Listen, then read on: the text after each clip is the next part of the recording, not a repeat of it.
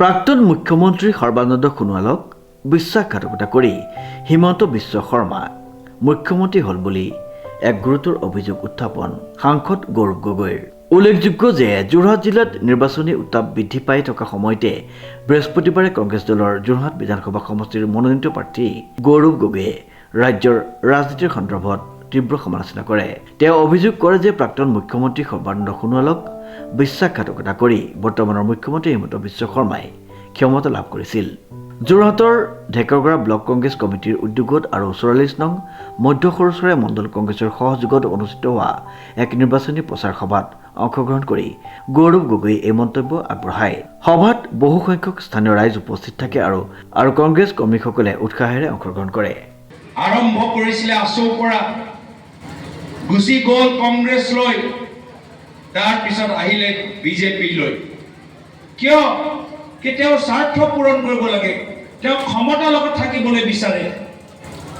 যাৰ ফলত কি হ'ল যে য'ত অসমৰ ভিতৰত দুখীয়া মানুহৰ ওচৰত ভূমিপট্টা নাই, আজি একে পৰিয়াল একে ঘৰৰ ভিতৰত ১২,০০০ বিঘা মাটি তেওঁলোকৰ ওচৰলৈ গৈছে।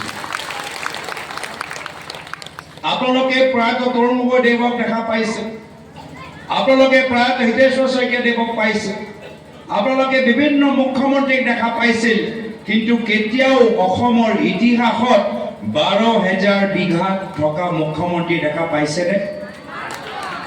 এইবাৰ প্ৰথম।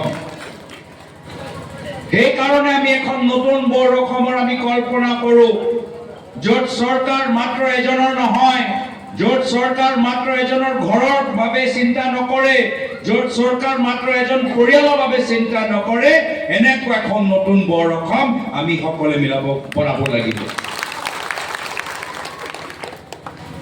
আজি হিমন্ত বিশ্ব শৰ্মা ডাঙৰীয়া তেওঁ কাৰো পক্ষত নহয়,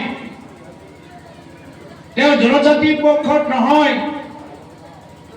নিজে মুখ্যমন্ত্ৰী কেনেকৈ হ'ল মনত পেলাওক।